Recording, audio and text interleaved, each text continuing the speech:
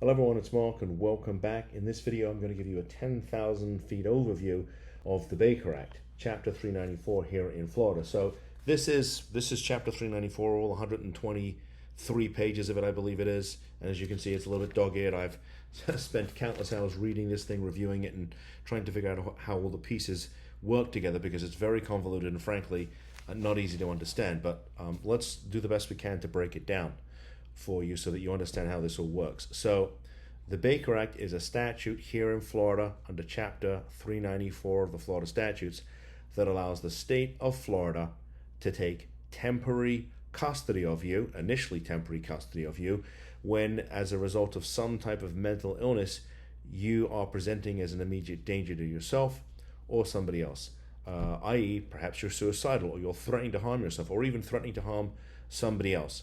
And that statute gives the state of Florida the lawful right to take custody of you. In other words, to detain you, not in jail, but in a licensed Baker Act facility, which is akin to jail because the doors are locked and you're not able to walk out. Now, the Baker Act can be initiated, in other words, begun one of three ways. Number one, somebody goes to court and files a petition for assessment and stabilization. And if that petition is granted, the police are going to come and get the individual and take them to the nearest Baker Act facility. Number two, it's initiated by the police, so there's no court order, but the police get called to the scene and they determine the person meets criteria and they detain them and take them to the nearest Baker Act receiving facility. Or three, by the issuance of what's known as a professional certificate by somebody who is considered a qualified professional under the statute, i.e. somebody like a licensed clinical social worker or an emergency room doctor, and they can initiate a detention under Chapter 394. So in other words, they are acting as an agent of the state and you can get detained.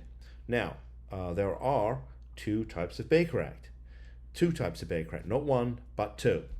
Number one is voluntary, and the second one is involuntary. Now, in a follow-up video, I'm going to talk about the distinction between the two, but if you are voluntary, you can be held indefinitely. If you are involuntary, you can be held up to 72 hours, okay? And again, when that 72 hours begins is a separate discussion, but needless to say, at some point the clock is going to start to tick, okay?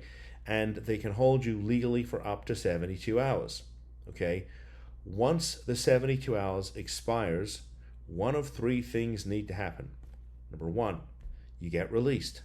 Number two, you become a voluntary admission patient.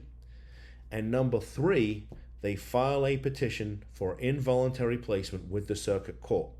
Now, before you even get into court, the thing that's really critical to understand here is that if you get Baker Acted, other than perhaps your immediate family and the individual that detained you, nobody knows you're there.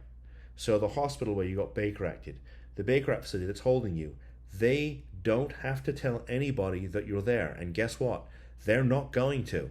And so basically, once you are in the state's mental health system, you've basically fallen in a big black hole and nobody knows you're there, which is why I have been a big advocate of taking action as soon as possible. In other words, contacting a lawyer and fighting to get released. And so once the state has you, they can look to keep you. Now, if nobody knows you're there, well, who's there to make sure that the Baker Act facility follows the law? Nobody. Nobody's making sure they follow the law because nobody knows you're there, okay? And that means who makes sure that the 72-hour clock is ticking? Nobody. Who tells the facility when it starts? Nobody. Who makes sure that you actually met criteria? Nobody. You see the problem here? This is the problem with the Baker Act statute here in Florida, okay? Nobody knows you're there, nobody's enforcing it, nobody's making sure that it's done right, unless, of course, you call our team. That's what we do. That's what we're good at. We're making sure that your statutory and constitutional rights are protected. And here's the rub, okay? The big rub. Even if they do it wrong, and they do it wrong intentionally, and you want to get money, unless, and this is unfortunate, unless you have been physically injured, guess what? You can't sue them either. You're not getting any money.